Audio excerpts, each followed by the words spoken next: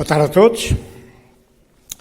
O professor Gaspar Barreira será para muitos reconhecido e valorizado, sobretudo, pelo seu papel como cientista, mas a sua vida foi profundamente marcada pelo facto de ter nascido e vivido quase metade da sua vida em regime fascista e pelas suas obsessões políticas e ideológicas como militante comunista. No momento de apagamento de memórias e do renascer de velhos pesadelos, lembrar os elevados custos que o professor Gaspar, como tantos milhares de outros portugueses, pagou no plano social, familiar, psicológico e humano, pela sua entrega à luta para que os portugueses tivessem liberdade como modo de viver, tornou-se um dever. Uma entrega feita com entusiasmo e convicção, apesar da época a luta prática pela liberdade implicar ainda, com variações, ter-se como coisa mais que certa a prisão, a tortura, longos anos de cadeia, expulsão da universidade, dos empregos, discriminações e perseguições sem fim e a perda da própria vida, a lista é excessivamente longa. Foi com o nome de Gaspar Ferreira que o conheci e o nome com o qual viveu até ao 25 de Abril. Não ter direito ao próprio nome foi uma das primeiras consequências de ter nascido em ditadura, como é sabido. Não só não reconhecia as uniões de facto, como as condenava como imorais, e que, tratando-se de mulheres que tivessem sido casadas e não divorciadas, que era o caso da mãe, os filhos dessa união, desde que não registados, teriam que ser obrigatoriamente registados com o nome do ex-marido. Gaspar Teixeira despertou para a militância política muito jovem, creio que não tinha ainda concluído os 18 anos. Um despertar nada fácil, pelas rupturas que se seguiram e que foram feitas sem hesitação e com muita reflexão. Gaspar Ferreira fazia parte dos muitos jovens ganhos para a luta contra a ditadura, no turbilhão das eleições presidenciais de 1958, uma época de muitas esperanças na libertação, mas também de muito desespero e confusão e incertezas quanto ao rumo a seguir. Foi na Associação de Estudantes do Superior Técnico, na altura um alforje de jovens membros do mundo juvenil e ponta de encontro de jovens anti-regime, que comecei a conviver com ele. Era difícil imaginar que esse encontro iria marcar de forma indelével o seu percurso de vida, tanto mais que, por razões diferentes, as nossas relações começaram por assentar numa desconfiança mútua. Tínhamos estado em campos diferentes, eu na candidatura do Dr. Rolino Vicente e ele na do General Humberto Delgado. De mim sabia quase nada e tudo se complicou quando descobriu que, afinal, eu era um não estudante que vivia no meio dos estudantes. Pelo seu lado, as desconfianças minhas em relação a ele eram de outra ordem. O Gaspar Ferreira mantinha-se ligado a um conjunto largo de jovens que tinham participado na campanha do General Humberto Delgado, ideológica e socialmente muito heterogénea, quase todos estudantes universitários, sem experiência organizativa, com uma forte componente católica, muitos deles, sobretudo da JUC, alguns deles oriundos de grandes famílias da burguesia e mesmo ligados a famílias do regime, e até jovens que se classificavam a si próprios como monarcas proletários. Um autêntico albergue espanhol em matéria ideológica. Um grupo de jovens que se transformaram a desilusão e o desespero pelo facto do General Humberto Delgado não ter sido eleito, coisa que nunca imaginaram que pudesse acontecer, num radicalismo revolucionário, verbal, extremo, aquilo que mais tarde seria conhecido como a defesa da Revolução Já. Quando o problema que se colocava era o de congregar forças e integrar a imensidão de jovens que tinham despertado para a luta pela liberdade contra a ditadura num quadro de intensificação da repressão que atingiu brutalmente a juventude após as eleições. A opção não era, obviamente, a Revolução Já, coisa que só existia na cabeça de jovens, sem dúvida, muito generosos, mas que não tinham a compreensão da natureza do fascismo, quando o que se tratava era para nos prepararmos para uma longa e dolorosa caminhada. Opção que era, naturalmente, mal recebida pela impaciência revolucionária. Nas discussões intermináveis sobre o que fazer quanto ao rumo, cedo percebeu que Gaspar Ferreira era uma carta fora daquela confusão. Era um jovem que convivia mal com as ideias absolutas, atento às opiniões dos outros e avesso àquele brutal sectarismo. A Aliança tinha uma enorme vantagem, que era o de não ter necessidade de apostrofar a classe de origem, convivia bem com jovens comunistas e com eles percebeu o que era o fascismo, que o fascismo era coisa para tomar a sério.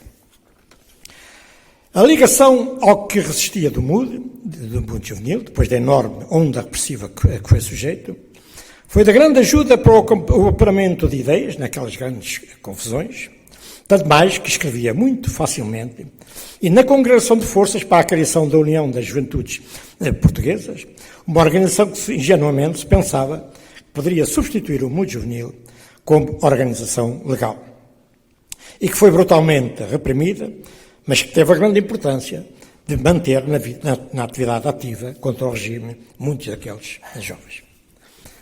A partir daqui, segue-se o percurso normal de muitos dos jovens antifascistas. Em 1959, tornou-se membro do Partido Comunista Português, desenvolveu atividades nos setores intelectuais. A carreira académica foi trocada pela luta pela transformação do mundo. No segundo semestre de 1963, a sua vida sofre uma profunda alteração com a passagem à clandestinidade como funcionário clandestino do Partido Comunista Português. A adaptação à vida clandestina, um corte radical com o modo de viver até então, não foi fácil para o jovem Gaspar. Além do mais, por ter sido destacado para um curso na Checoslováquia e posteriormente na União Soviética, obrigando à separação da companheira do filho, que eu não tenho a certeza que o tivesse visto nascer. Poucos meses depois do regresso, depois de ter estado 15 meses no exterior, ao país, em maio de 1966 é preso, na rua, e com o assalto à casa clandestina é igualmente presa a mulher e o filho de 21 meses. A prisão foi extremamente traumatizante para o Gaspar. Para além da tortura do sono, dos espancamentos, dos longos meses de mais completo isolamento, teve de enfrentar a chantagem policial em torno da companheira e do filho. Pela segunda vez iria sofrer as consequências do regime não reconhecer as uniões de facto. Não casado, no papel, a companheira não era mulher dele e o filho, ainda não registado, também não era filho dele. A PIDE não poupava nem mulheres nem crianças. Na posse desse instrumento de chantagem afetiva e psicológica, não se mostrava disposta a largá-lo, recusando-se a aceitar a entrega do bebê à família, que tinha como consequência sujeitar a criança à vida prisional, sem alimentação adequada, da sua idade, encerrada numa cela 24 horas por dia com a mãe, e pior ainda, era a polícia ficar com a criança, quando a mãe ia para os interrogatórios e as incertezas que se criava quanto ao futuro do que a polícia fazia à criança, incertezas que a polícia se encarregava de alimentar bastante. Mesmo para quem não passou por estas situações, é fácil imaginar, sobretudo as mães, quanta determinação se exigia dos presos nestas circunstâncias. Só com o casamento na prisão de Caxias, onde o casal se encontrava, foi reconhecida a vida conjugal, ainda que naturalmente mantendo-se em celas separadas. Gaspar Ferreira era uma pessoa de débil saúde e mais débil ficou depois desta prisão. A pressão da vida clandestina, vivendo sempre a pensar na possibilidade de ser preso a qualquer instante, a prisão, as torturas e o brutal regime prisional a que esteve sujeito na Fortaleza de Peniche fizeram o resto. Bastará dizer que durante o tempo que esteve em Peniche foi submetido a 4 intervenções cirúrgicas no Hospital de Prisão Caxias. Em Peniche foi o período mais longo que convivemos, passámos 4 anos em celas lado a lado. Mostrou sempre uma pessoa solidária, como aliás sempre em toda a vida. Estudava afincadamente. Tempo não lhe faltava, pois passava 20 horas diárias em regime de isolamento. Sonhava voltar sem dúvida a dedicar-se à ciência, só que entre o sonho e a realidade havia uma enorme distância. Tendo sido condenado a 3 anos e meio de prisão, mas pela aplicação das famigeradas medidas de segurança, que davam à PIDE o poder discricionário de decidir após o término da pena, quando se podia ser ou não ser libertado, a chegada desse dia da liberdade era uma incerteza. Apesar da incerteza, quanto à chegada desse dia, continuou sempre a estudar, com entusiasmo, e a dar aulas que foi uma das suas grandes ocupações de importância na cadeia. Eu até posso contar um relato, chamando às vezes a sua coroa de glória, é que ele teve o mérito de incentivar um companheiro de prisão, a quem dava aulas, um trabalhador agrícola do Coço, quase analfabeto, que ele achava ter talento para as matemáticas e que uma vez em liberdade, o estimulou que uma vez em liberdade continuasse a estudar, o que fez, e que veio formar-se precisamente em matemática e foi professor de matemática.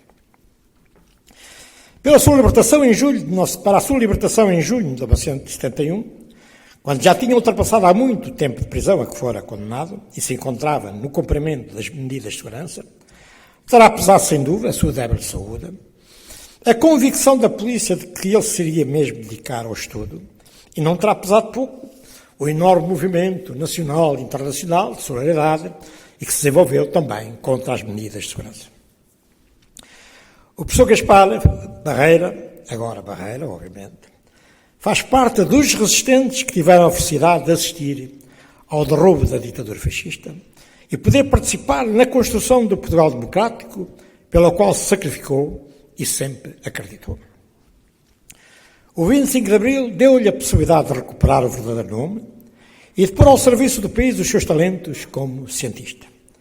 Em qualquer das frentes, sempre acreditou na necessidade e na possibilidade de construir um mundo melhor. Obrigado.